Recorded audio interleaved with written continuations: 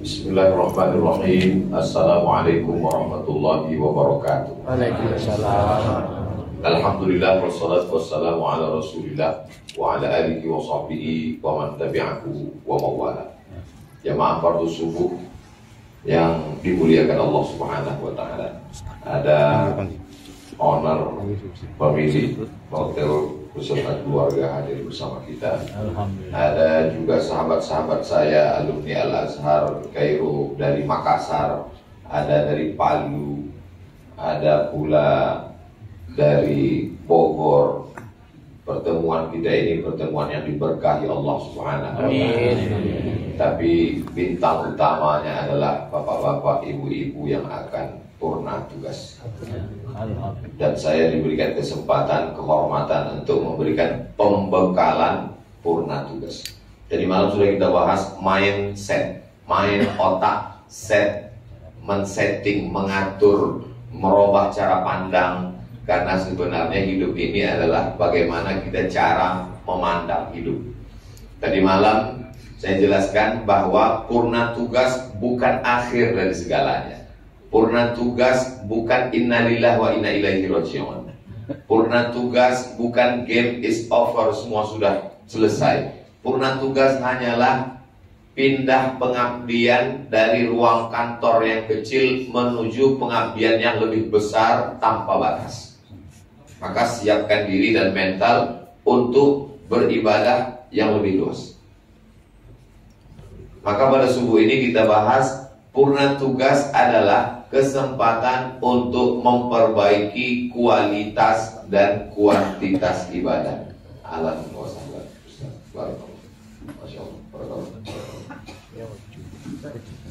Nanti kalau ditanya orang apa itu purna tugas? Purna tugas adalah membuka diri untuk mengabdi dari ruang kantor yang lebih kecil kepada pengabdian yang lebih besar. Apa itu purna tugas? Purna tugas subuh ini kita bahas kesempatan yang diberikan Allah untuk memperbaiki kualitas dan kuantitas ibadah mahdhah.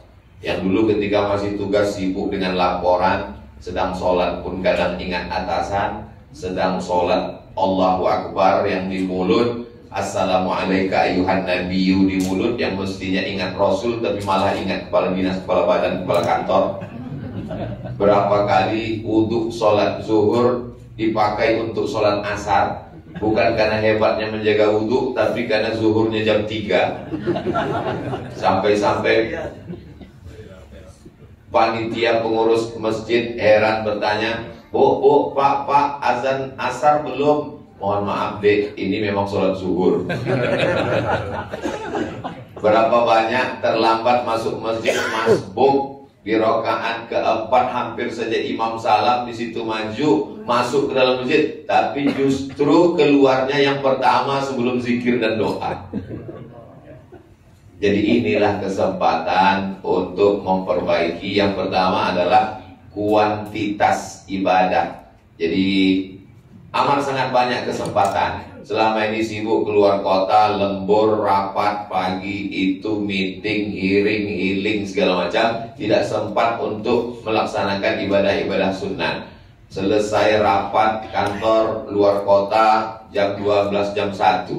Lalu kemudian paginya nanti mesti siap-siap lagi. Akhirnya tak sempat tahajud. Maka purna tugas kesempatan untuk sholat malam.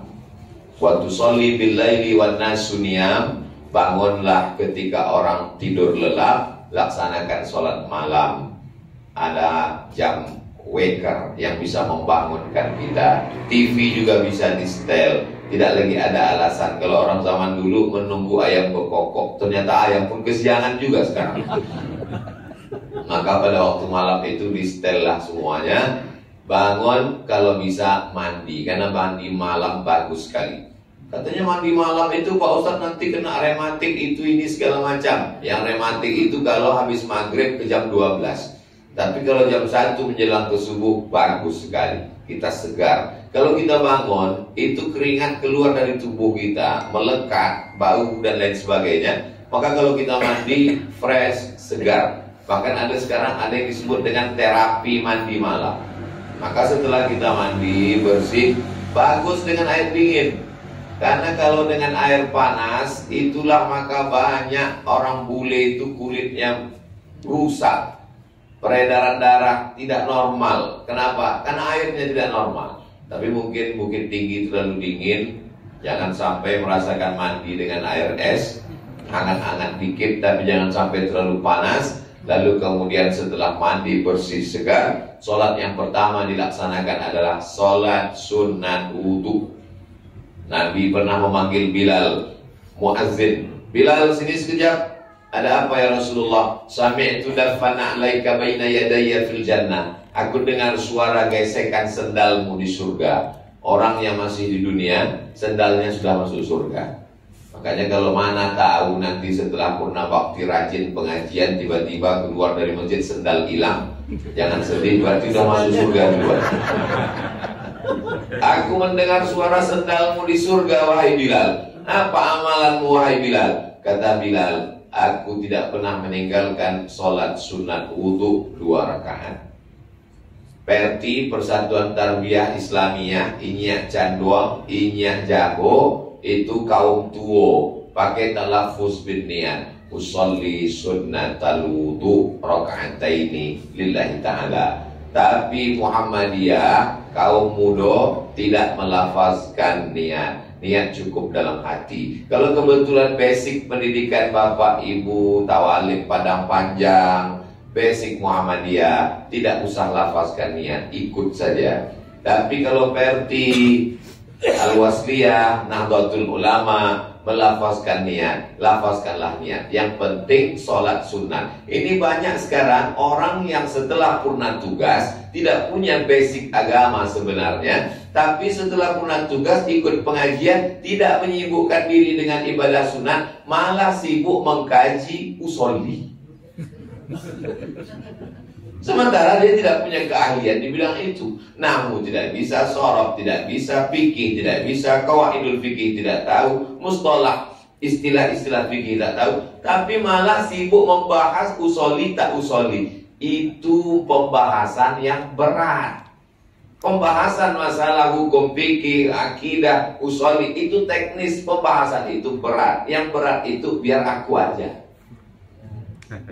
Ibu tinggal, bapak tinggal pilih. Kalau mau pakai usolli, pakai usolli. Tidak pakai usolli, tidak pakai usolli. Dua-duanya ijtihad ulama, dua-duanya baik. Jadi kalau kebetulan basic pendidikannya adalah kaum tua, usolli sunnatal wudu raka'ataini lillahi ta'ala. Saya tidak dididik pakai itu Pak Ustaz. Ya tidak usah, tidak apa-apa. Allahu Akbar. Aku tidak pakai usolli tadi. Niat itu di dalam, tidak berbunyi, tidak bersuara. Ustaz Somad kalau sholat pakai usolli? Pakai. Kenapa Ustaz pakai usolli? Mungkin tadi aku habis buka handphone, habis nonton TV, kadang hatimu bolak-balik. Allahu Akbar. Sholat apa tadi? Sholat duha apa sholat tahajud? Sholat qobliyah apa sholat ba'diyah? Karena hati saya tak kuat, menguatkan hati saya kuatkan. Saya sholat sunat wudu, usolli sunnatal wudu. Berapa rakaat? Raka'ataini lillahi ta'ala. Allahu Akbar. Ayatnya bebas. Karena dia ini selalu menanyakan sesuatu yang sebetulnya sudah jelas. Ayatnya Pak Ustaz? Iya, ayat yang itu juga lah. Qul huwallah. Qul huwallah baik. Jangan sepelekan qul huwallah. Ada sahabat Nabi sholat dari mulai ba'da isya sampai subuh, tahajud sepanjang malam, ayatnya tidak ganti-ganti. Qul huwallah terus. Diadukan ke Nabi. Ya Rasulullah, ini ada sahabat aneh. Satu malam sholat ayatnya qul huwallah tak ganti-ganti. Kata Nabi, innaha la ta'dilu sulusal Qur'an. Itulah orang yang membaca satu surat sama dengan sepertiga Al-Quran, maka bolak-balik membaca qul huwallah, bolak-balik khatam Al-Quran. Nah, ini dalil bagi ibu bapak yang susah menghafal ayat lain. Mengapa dari tadi qul huwallah saja mudana? Mengapa membaca ayat qul huwallah saja? Ambo sebenarnya hafal ayat lain, tapi iko fadilah keutamaannya luar biasa. Kecil Ustaz Somad dibaca. Tidak apa-apa, qul huwallah terus. Lalu kemudian setelah salam, sholat sunat taubat. karena kita banyak silap dan salah dosa kita. Usolli sunnatat taubat raka'ataini lillahi ta'ala. Silap salah dan dosa di masa lalu, menganiaya orang, menzolimi orang, macam-macam perbuatan kita. Inilah kesempatan purna tugas memperbaiki kualitas ibadah. Setelah selesai 2 rakaat, sholat sunat tahajud. Sholat sunat tahajud yang paling afdal 8 rakaat. Tapi kalau dilaksanakan lebih daripada itu boleh. Imam yang paling tua Hanafi, nomor 2 Maliki, nomor 3 Syafi'i, nomor 4 Hambali. Imam Ahmad bin Hanbal nama lengkapnya meninggal tahun 241 Hijrah di Baghdad, Irak. Imam Ahmad bin Hanbal punya anak namanya Abdullah bin Ahmad bin Hanbal. Abdullah pernah ditanya orang, "Kau anak Imam Ahmad bin Hanbal?" "Betul." "Bagaimana sholat ayahmu?" "Ayah saya sholat sehari semalam 300 rakaat, 300 rakaat. 300 rakaat.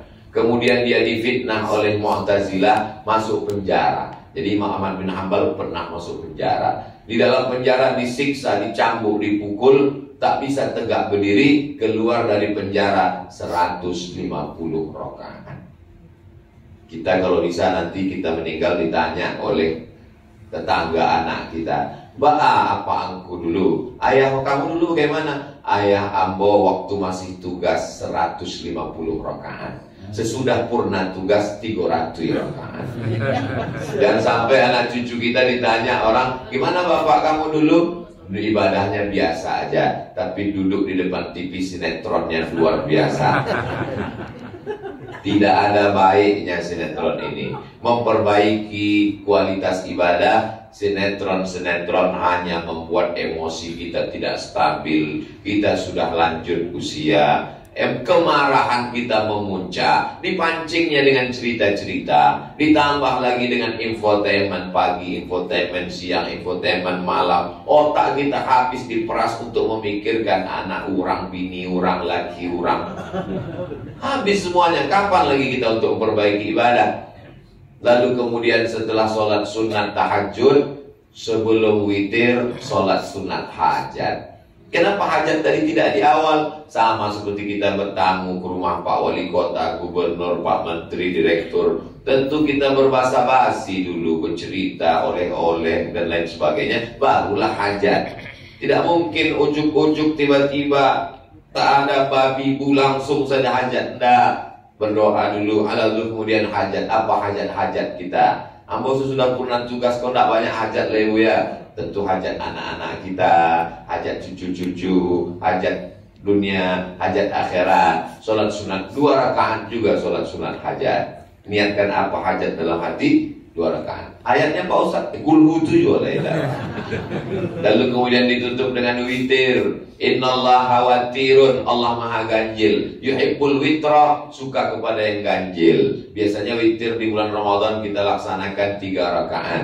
Yang membuat 3 rakaat 1 salam bagus, tidak pakai tasyahud awal supaya berbeda dengan maghrib. Yang membuat witir pakai 2 salam bagus, 2 rakaat 1 salam tambah 1 rakaat 1 salam. Menurut mazhab Syafi'i afdal. Yang 21 itu lebih baik karena iftitahnya 2 kali, tasyahudnya 2 kali, salamnya 2 kali. Tapi kalau lelah tak bisa tegak berdiri, duduk di kursi, tapi di pangkalnya tetap berdiri. Usolli sunnatal witri 3 raka'atin lillahi ta'ala, Allahu akbar. Iftitah, Fatihah, ayat. Setelah ayat ruku. Waktu mau sujud tak bisa duduk ke lantai, barulah duduk di kursi. Jadi tapi kalau dari awal tak sanggup, dari awal duduk boleh. Rukuknya setengah, Allahu akbar. Sami Allahu liman hamidah. Sujudnya lebih rendah lagi, Allahu akbar. Ada orang menyambut kening mesti menempel ke spring bed? Enggak. Tidak ada. Tak mesti ditempelkan kemanapun. Sama macam duduk di pesawat.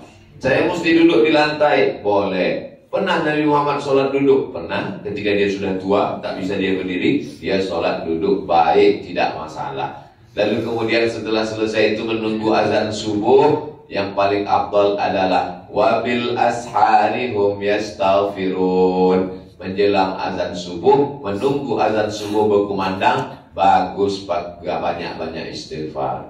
Astaghfirullahaladzim, astaghfirullahaladzim, astaghfirullahaladzim, astaghfirullahaladzim. Ini kalau satu kali lalu 20. 1, 2, 3, 4, 5, 6, 7, 8, 9, 10, 11, 12, 13, 14, 15, 16, 17, 18, 19, 20. Bagi yang tak bertasbih. Kalau bagi yang bertasbih, beli tasbih 100.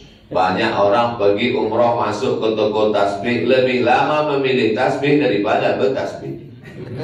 Tasbih kayu tak jadi, tasbih batu tak jadi, tasbih plastik tak jadi, keluar tak jadi beli tasbih.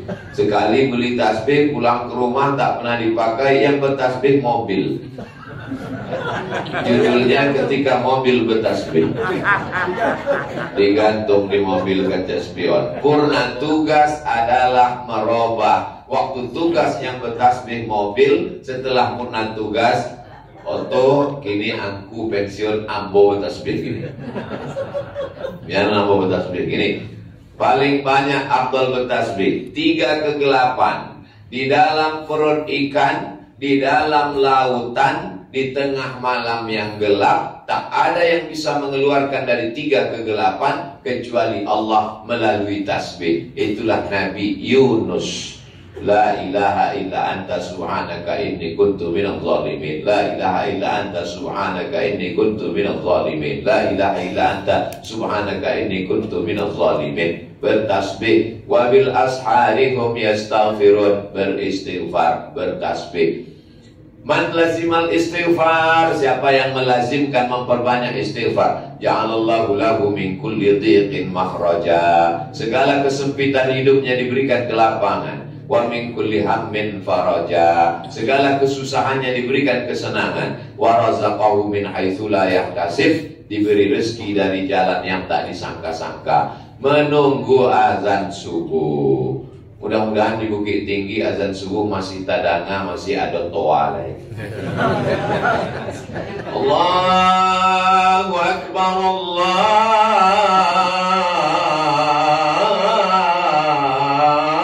Akbar. Kalau tidak lagi ada toa berkumandang, maka handphone kita insya Allah berbunyi. Karena handphonenya sekarang namanya smartphone. Handphone yang cerdas. Tahu dia waktu sholat. Jangan punya handphone dan tidak cerdas, tak pernah sholat. Maka perbaiki sholat. Lalu kemudian setelah itu sholat subuh. Kalau bisa buatkan program S3, subuh sampai syuruk.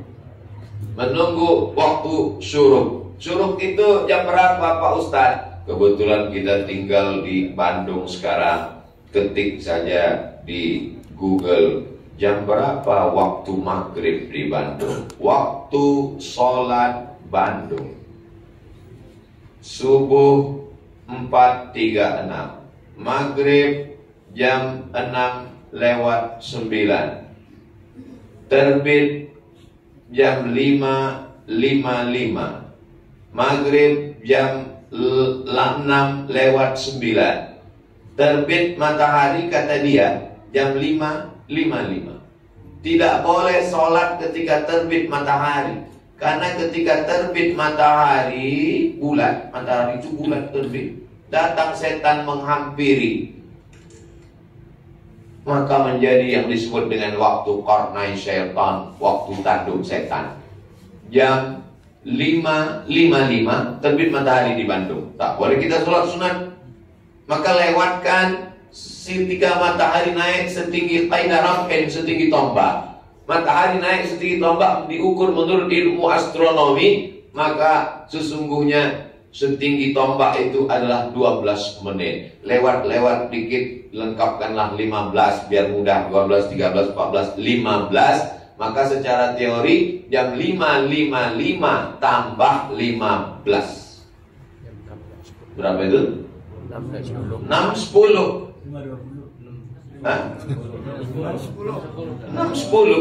5.55 tambah 15, 6.10. Payah kami mengingat teorinya itu Pak Ustaz. Nengok matahari terbit jam berapa lagi, tambah 15 lagi. Mudah saja.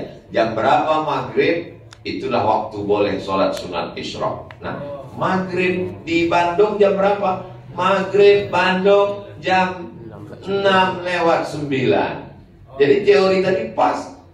Jam 5.55 tambah 15 sama dengan 6.10. Tapi itu 6.9. Ya semenit 2 menit awal lah kawan lampu.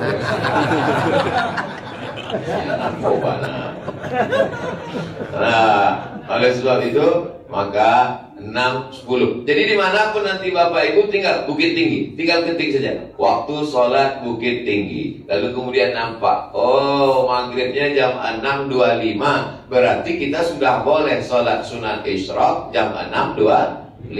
Nanti kita boleh sholat sunat isyraq jam 6 lewat 10. Buat program, usulkan nanti ke masjid, pengurus masjid, bah kalau awak gue nama programnya S3. Apa itu? Subuh sampai syuruq. Oh, ibu baru ditinggal di sini. Dah, aku udah kayak si kau mah. Kok nggak pernah kan? Aku sibuk kini baru pernah tugas kok. Jangan sampai orang masjid tahu kita di situ setelah mati, disolatkan jenazah. Di sini kau tinggal. Iyo. Bisa kau di padang panjang sih. Bapak Ibu yang dimuliakan Allah Subhanahu wa taala, lalu kemudian sholat tahiyatul masjid. Kalau masuk masjid, tadi kami masuk ke dalam tahiyatul masjid dulu. Setiap masjid akan bersaksi di hadapan Allah, si fulan pernah sholat tahiyatul masjid di sini.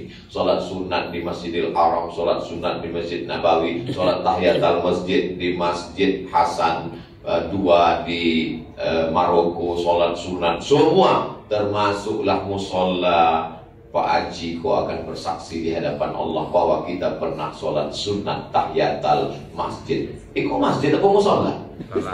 Musola. Masjid. Pak Ustadz, bagaimana kalau kita masuk ke musola, ke surau, ke langgar? Tetap tahiyatul masjid.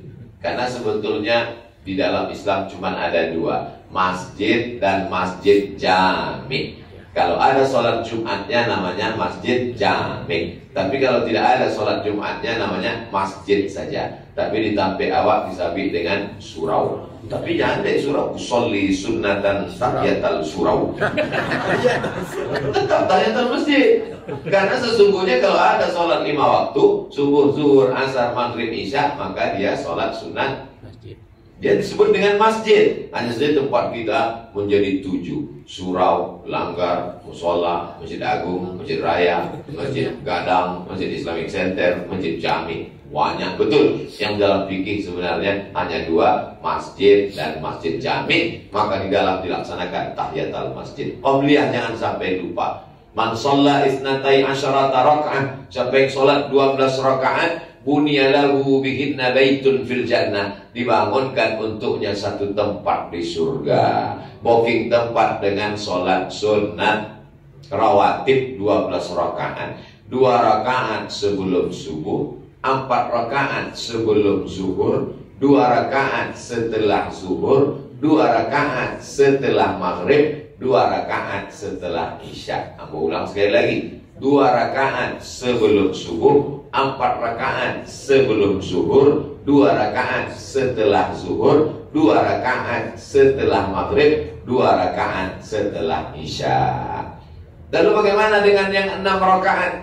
2 rakaat sebelum maghrib, 2 rakaat sebelum isya, 2 rakaat sebelum asar. Ini sholat sunat rawatib tapi tidak muakkad, baik dilaksanakan. 6 rakaat, 2 rakaat sebelum maghrib, 2 rakaat sebelum isya, 2 rakaat sebelum asar.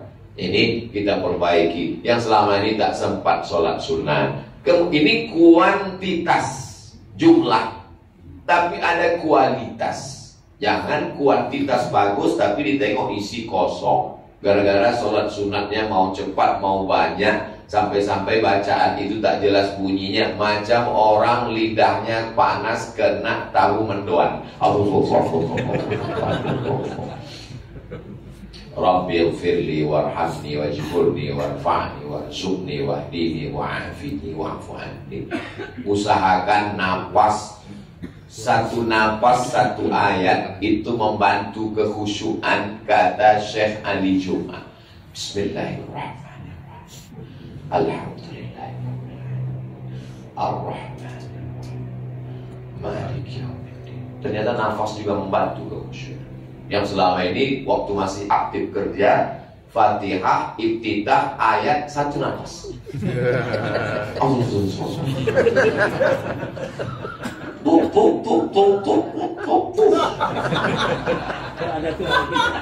Waktu sebelum purna tugas, sesudah purna tugas, Allahumma ba'id baini wa baina khataaya kama ba'adta baina masyriqi. Apakah Nabi Muhammad itu kalau sholat mulutnya bergerak atau tidak? Yang ditanya kok sahabat Nabi namanya Khabbab. Apakah Nabi itu kalau sholat mulutnya bergerak? Kata Khabbab, mulut Nabi bergerak. Dari mana kamu tahu? Saya menengok jangguinya bagunya.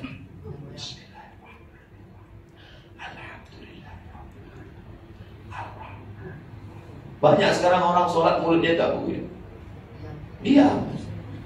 Maka ini membantu. Nafas dengan mulut bergerak. Tapi membacanya tidak sampai kedengaran telinga kawan sebelah. Hanya sekedar hamsah. Hamsah itu di agak-agak awak surang dan mendengar. Bismillahirrahmanirrahim. Ada pula urang dia. Bismillahirrahmanirrahim. Alhamdulillah. Kurang. Kalau sampai orang sebelah mendengar dua gandang. Kalau tidak inyo baru belajar nyepakat. Alhamdulillah. Nah, sebab itu kita baca ini dengan pelan. Bismillahirrahmanirrahim. Qul Allahu lam yalid wa lam yulad. Assalamualaikum. Nah, sanyol kawan. Kebetulan sama-sama purna dan ke rumah juga saja. Angkul bujur. Sama guru aku somat juga. Sama pembukaan Batam juga. Jangan duduk dake kawan dake di masjid.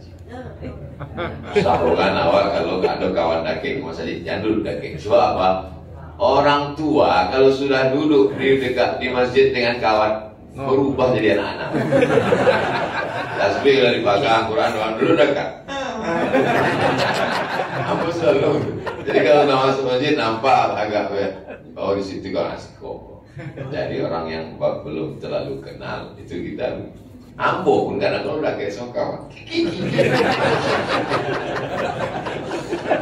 Tidak salah, tapi waktu kita ini tak panjang. Tidak salah, kita masih bisa senyum, bersenda gurau, ketawa, itu menunjukkan masih sehat. Ulama yang paling tua sekarang Kiai Haji Al-Yafi. Wah, 95 atau 90 berapa. Saya datang ke rumah beliau. Jadi datang, kita serius karena saya tahu, aku masih ketek dulu. Kiai Haji Al-Yafi sudah tua. Saya datang silaturahim, saya tanya, Pak Kiai, gimana supaya hidup kita, kamu tanya serius berkualitas. Keceknya kalau aku masih bisa galak, masih hidup lah ya. Tapi kita masih sehat. Jadi kalau Bapak masih bersenda gurau, tapi waktu singkat di masjid itu kalau bisa berkualitas. Tasbih, kalimatani, dua kalimat, khafifatani alal lisan, ringan di lidah, tsaqilatani fil mizan, berat pada timbangan amal, habibatani ila rahman, disayangi Allah. Tasbih, subhanallah wa bihamdihi, subhanallahil azim, subhanallah wa bihamdihi, subhanallahil azim, subhanallah wa bihamdihi, subhanallahil azim. Semakin kita tua, semakin bertambah usia, semakin pikiran kita ini tidak lagi fokus, ngomong kita semakin